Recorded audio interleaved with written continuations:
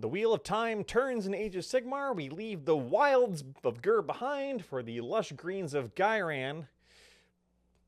But does the new GHB put some life into it?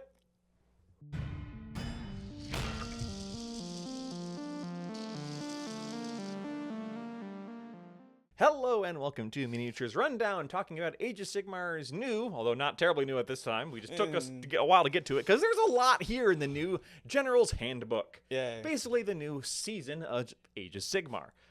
There's a lot. There's a lot. We're not going to cover all of it today because some of it is the battle tactics. Nope, because some of it's the battle plans. Some of it is the battle tactics, and that's what we are covering. That's true. And that's what we are talking about. The battle plans are the missions that you play, and there's 12 of them, and I have played 0 of them. So we should probably get a little more detail with them before we actually cover them. But we're going to cover the differences otherwise from the previous journals. So big difference, of course, is we are now in Ghyran, yes, the green area, realm of life. Yep. Leaving them behind the wilds, which, as you just said, we were in. We were in Gur for too long. No, let me intro and then retake it. No. Yeah. We were in Gur for like the end of last edition all the way through the beginning of the yeah, next I was kind of edition. surprised it took us this long to get the heck out of Gur. Yeah, they're like, hey guys, there's a new edition. No, we're still in the same place. But we're in Ghyran now, and that leads to a few interesting things. First of all, terrain is more crazy and lush in that obscuring got way, way, way better. Yes. That actually matters now. It actually matters now. Basically, if you're within 1 inch of obscuring terrain, and the only things on the battlefield that are not obscuring are checks notes, obstacles. Oh, obstacles, yeah. The only things in the entire book that are not obscuring is obstacles. If you're within 1 inch of it, you can't be seen unless you're within 3 inches. And can't be seen means you cannot be shot, means you cannot be selected as the target of most things. Most because abilities. Most things you have to be able to see. There's very few things that get around that. Yep. Crossbows. Yep, are about basically. the only thing that can shoot. So, Nighthawk eaten well. When have they not been? The only downside is any ranged weapons that you have, their range is halved down to the nearest inch. So you can't also easily sit in cover and just shoot without impunity. Yes. Because you're shooting out of really dense foliage. But you can still see out, but they can't see you, which is still a benefit for the range. Yes, obviously. still benefit, but it's not like I'm going to sit here in my happy little tree. And shoot like 36 inches across the board. No. And I know this is Age of Sigmar, it's not 40k. I mean, this thing still exists, yeah. you know, long strikes. True. So that's the big part with terrain. Other than that, it is pretty much the same. The objectives are different in that they are now named objectives. If you are familiar with Spearhead, they did this in Spearhead, where you have symbols on your objectives, and they actually come with the book, which is kind of nice. And you set them up as per the battle plans. Draconis objective, the blah objective. We have Oaken, Brow, Gnarl, Root, Winterleaf, and Heartwood. And 2 of those 4 have paired objectives, so it's like the one on this side, the one on this side are the same. So if you have a paired blah, blah, blah. Again, we're not going to cover the battle plans today, but it is a difference from the previous book. Battle tactics are the main difference between this and the previous General's Handbook. We're going to cover those last because they are a huge upgrade. They basically got completely overhauled, and it's a lot. So we're going to cover that after everything else. The last real thing that we need to cover in the general rules change is that the all-out attack and all-out defense changed ever so slightly. Yes, they now have downsides. They have downsides. They're not just like every single turn you're doing both. Yeah, so all-out attack gives you a -1 to your...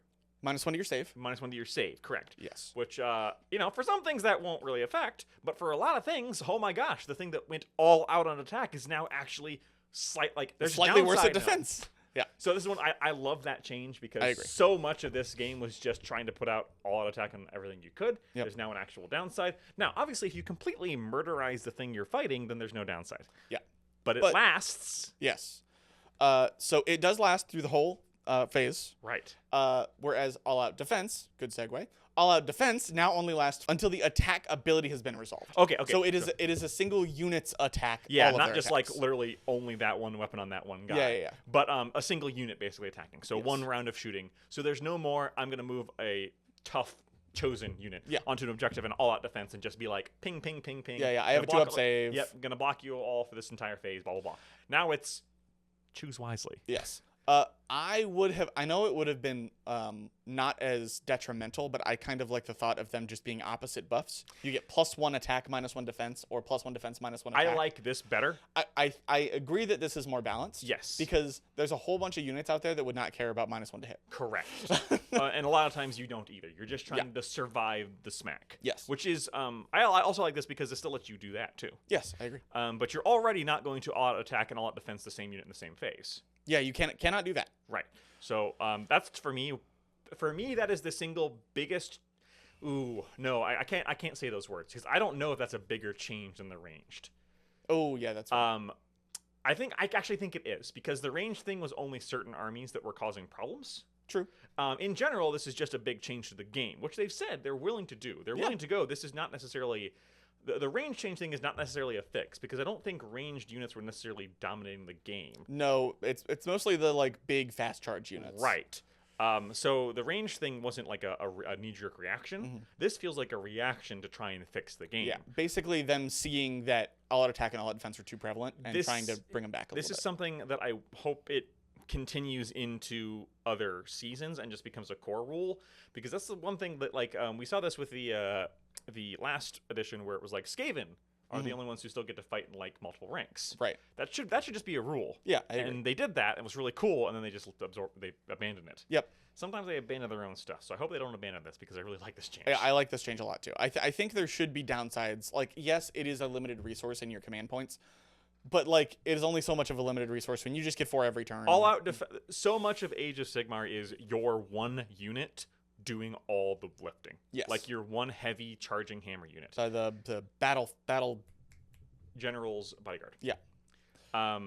General's retinue or whatever. Yeah. This changes that into, well, I mean, it doesn't change that, but it means that if you put all-out attack on your one big unit, there's now an actual counter action to it if you're not playing it very carefully. Because you can still play it very carefully. If you put it into combat with only one thing and you murder that thing, nothing has changed. Yes. Which rewards good play. But if you just go, which was used to do, which is just throw your guys into a whole bunch of things and just go, yeah, I'm going to all-out defense them. You're not going to get through my 2-up save. Screw you. Now it's, okay, that one guy's not going to get the 2-up save, but if your opponent manages to outmaneuver you and get 2 things into combat with it, suddenly you have to make choices, God forbid. So yeah, really positive on that change in general. Yeah, I like it. It should be noted that the units and factions that ignore the rend, positive or negative to save, don't get the negative side of all-out attack, but also can't benefit from all-out defense. Yeah, so that was always... so it's kind of a little slight buff to that. So, I mean, basically, when we say that, we mean Nighthaunt. Yeah, we mean because there are some other things. There are some very few other ethereal things. Eternus, I think? There's something in... I don't know. Okay, I don't know either. Anyway, there's some things, and then there's the entire faction of Nighthaunt. Right. So I lied when I said it was the last thing. There is one more thing that I think is a very, very good change, which is all priests now have a generic ability called Sacred Rites. Yes. You basically, people were doing this anyway. You would cast a prayer in order to just get the prayer points, and you always had the chance to lose them, and you just would bank them. Right. Now there's a base ability to just do that. You only get the points, and your downside is if you roll a 1, you only lose 1 point instead of D3. Right. So it's basically if you're trying to save up for your prayer and you know you're not going to try and chant anything else, you're just going to chant generally. Yep. This makes it less risky. It's just basically writing and codifying a rule that people were already doing. Yes. But adding a lesser downside to not punish you for not doing it. It is also unlimited, so you can do it as much as you want across all your priests. Also very good. Yes. Yeah, that benefits factions a lot. Skaven are even well. Yep. All right, battle tactics. Battle tactics. I think that is it for all the changes. I like the little extra rules reference here. Yeah. Battle tactics. Oh boy, did that get overhauled. I don't know if Cody can bring up somewhere on the screen the way that they look, but I can show to the camera. But basically, you have 6 different paths to choose from. You have to pick them at list building. You get 2. And those are your battle tactics. It's a bit more like Spearhead. It's a bit more like Spearhead. I know. It's like they're taking a really, really good game and learning from it. So we're going to cover all of them, but the way that they work is each one of them has I hate that they named them, Affray, Strike, and Domination in that order, and you can only score them in that order. You can't score 2 objectives on the same card in the same turn, but you can score 1 on each card. So you can score up to 10 points because each one is 5. So each one has 3 objectives. You have to do them in order. Yes. You can't do 2 of them at the same time on the same turn. On the same card. On the same card, yes. So you can do 1 from each, but not 2 on the same. Right. And you must pick 2 cards in your list building before you Correct. see objectives, before you see anything else. And if you're like, wow, doesn't this make buying the book mandatory? Yes, it does, and that's part of the plot. Yeah, it does. I like that they came with the cards. They darn well better for what they're doing. Are those even in the book? No. Yeah, they're just on the cards. Yeah. I didn't realize that until I went through Yeah, it. I was like, this is, I mean, this is very much buy the book. You have to buy the book. Yeah, basically. Even more so than usual. Exactly. It should be noted that you actually get more points for these battle tactics than you did previously. Yes. It used to be just 2 per tactic. The fact you have to do them in order makes that a little more. It does make it a little harder, but now it is 5 per tactic, up to a max of 30 total between the 2. We're going to cover them in order. First is the Master of Paths. You complete this tactic at the end of your turn if an enemy hero has been destroyed. Okay, so it's assassination. Yep, assassinate. The second is you complete this battle tactic at the end of your turn if there are more friendly units in neutral territory than enemy units. If there's no neutral territory in this battle plan, you complete this tactic at the end of your turn if there are no enemy units within friendly territory. Kind of difficult.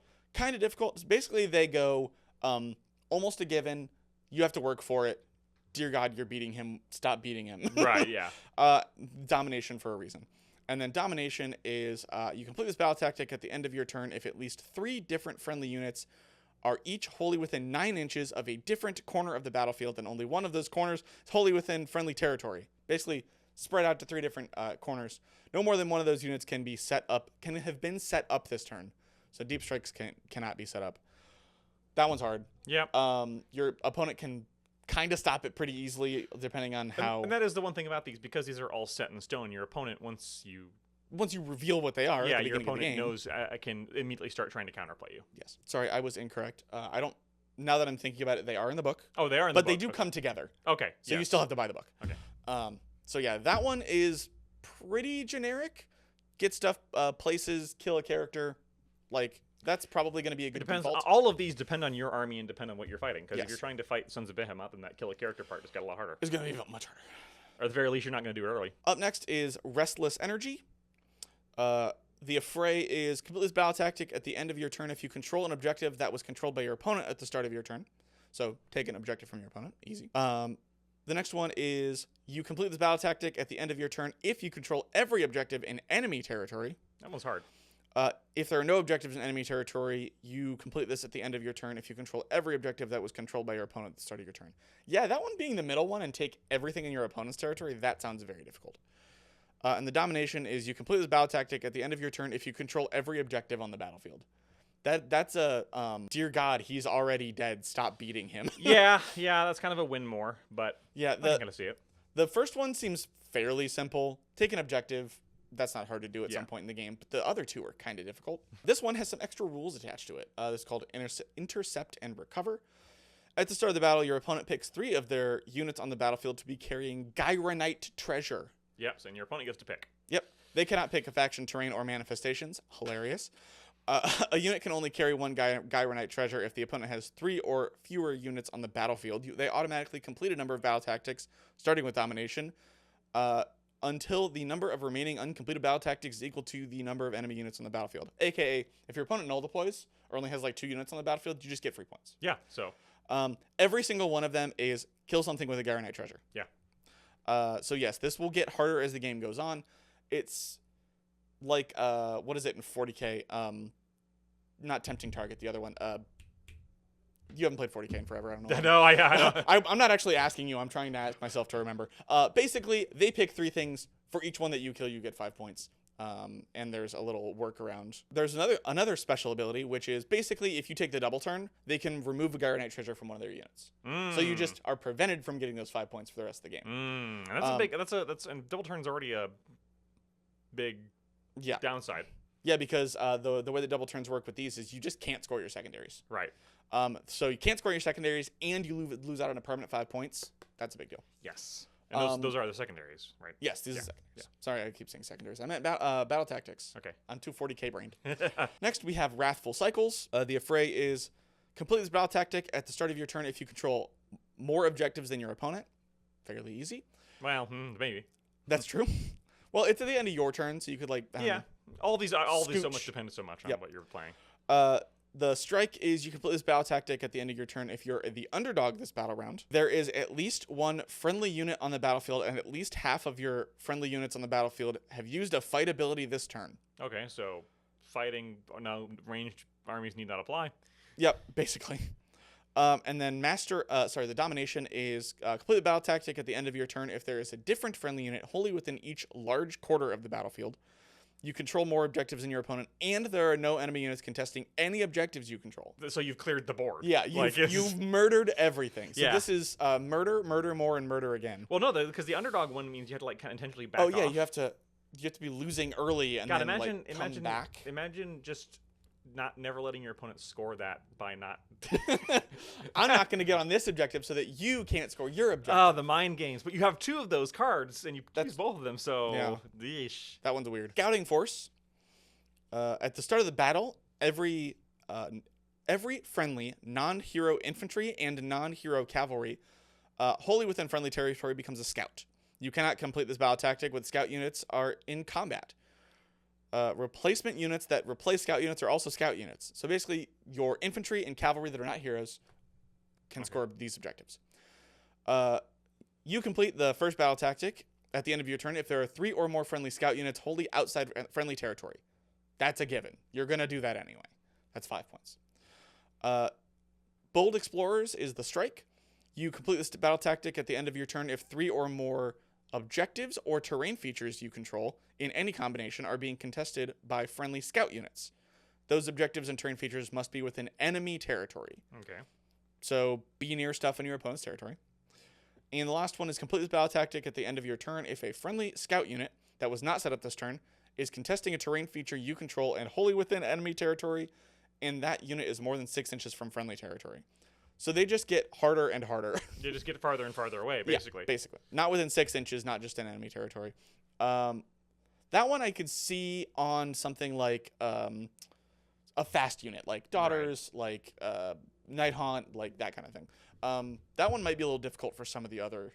Basically, if your opponent can stop you from getting too far, lock you into your deployment. That one actually seems kind of, depending on, again, it all depends. Yeah, everything depends on what you're These doing. are very customizable depending on what you do need to have a plan for your army. Yes, you can't just like pick some at random and go. Right.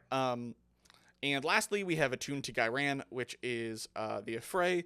You complete this battle tactic at the end of your turn if there are at least 2 friendly units within 3 inches of the center of the battlefield that are not in combat. So control the center from the previous General's Handbook.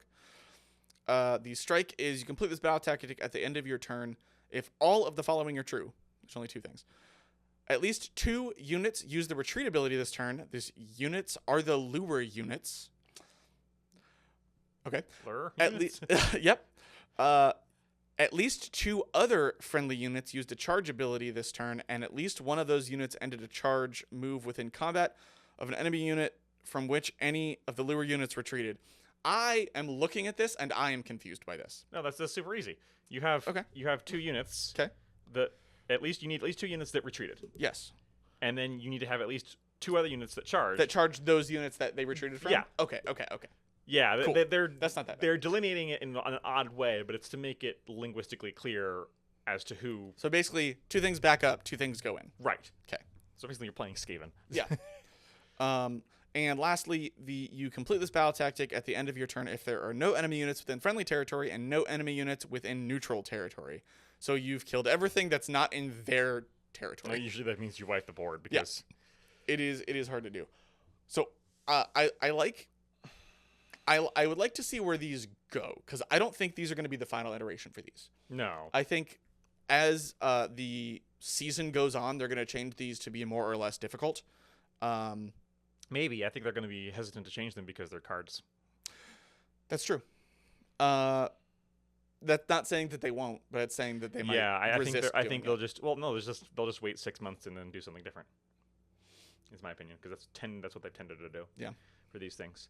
So overall, I think a friend of the show, Kevin, put it best when he said this edition of the GHB is not for new players. Yeah, I could agree with that. This edition of the GHB is targeted towards people who eat and breathe Age of Sigmar. Yeah. Because the mastery of the game required to know what you're doing with these and to do them and execute them. Yeah, fairly consistently. None of this is not reactively choosing. Right. This is, you have to have a plan. Mm-hmm. You have to build your entire army towards that plan, or one of two plans. Mm-hmm. Or, I mean, honestly, if you want the most points, Both. And then you have to execute it while also having your opponent do the same thing and stopping them from And try and executing stop you, yeah. This is not an easy thing to do. This requires very deep game knowledge. It requires deep knowledge of what all these tactics are, how your opponent could possibly play them and finish them.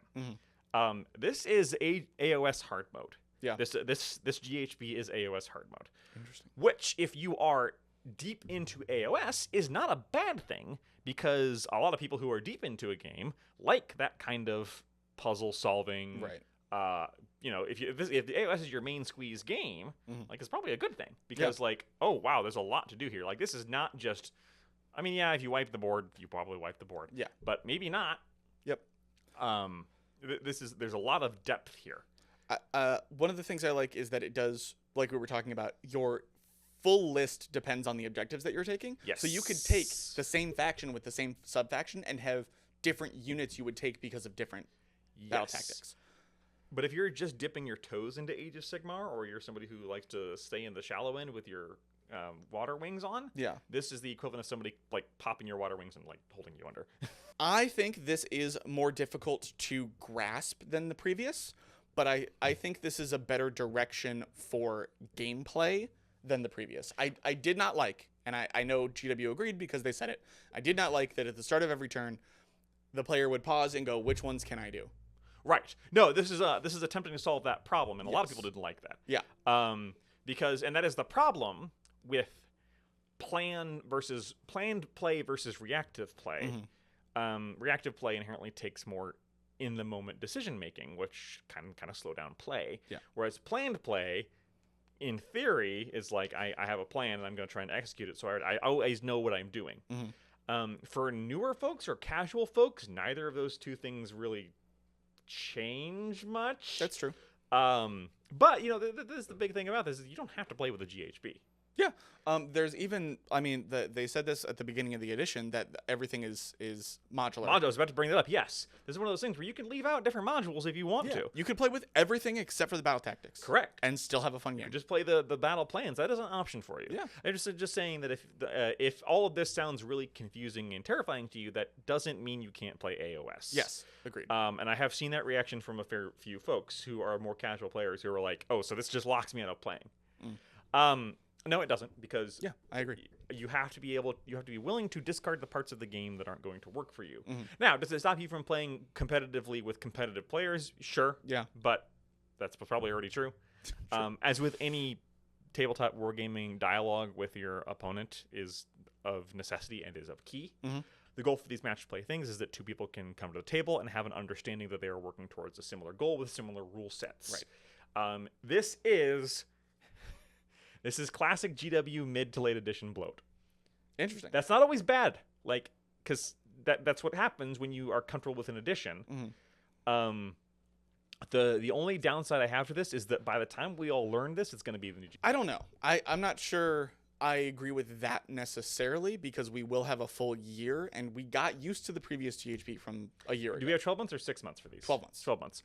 Yep. And part of it is the problem is that the power players tend to learn these things more quickly and then complain about how things are stale. Yeah. Like, there's always that dichotomy, right? Don't let this stop you from playing AOS. No. You can always play without the battle tactics if you find an opponent who does. And I think this is definitely going to be build a list towards a plan and then learn to execute that plan. Get your reps in. Yeah. Don't try it once and then go, oh, that didn't work, and revamp everything. If you do that, you'll probably never have a great time. Yeah. This is going to take practice. But if you're someone who only plays once a month, and you're only going to get 12 games in between this and the next GHB, maybe you don't need this GHB. Yeah, true. But if you're somebody who plays every week, then you could probably learn this in time and still have fun. So yeah, definitely a step up in complicated and a step up in amount of rules and mental load to take on. Yes, because previously all you really had to remember was who was your general's regiment and like what buff they got. Right. That was about it. Right, and your opponent would announce what they were doing at the start of that turn. Now, your opponent has a plan, and yeah, you get to see at the beginning of the game, because these are not secret. Yeah. These are open knowledge. They're open knowledge. It's actually, and it is part of their list, so you can always look. But you got to keep that in your head, because they're not going to tell you ahead of time. No. Guess what? They're trying to win. Unless they're playing against Kevin, who's always going to remind you because he's a nice player. Yeah. But otherwise, yeah, we'll talk about more about the battle plans, because I think a part of that is combined with the battle plans, which are also by themselves a lot to keep track of. Yes, they definitely increase the difficulty in learning those. Yes, this is. I think we've officially with this got to the point where Age of Sigmar is no longer a more simple game than 40K. Yeah. Which isn't necessarily a bad thing. Yeah, That's what you're into. You just got to make sure you know what you're into and what you like. Right. But because this is a lot. There's a lot to learn. But at least there's no wound chart, so it's still faster there. No. This isn't 30K. This isn't old world. We're still not there. Give it time. The more things change, the more things stay the same. Exactly. All right. So let us know below what you think of the new GHB, if you have any thoughts at all. If you want to talk to us in person, we do have a Discord that you can check out below.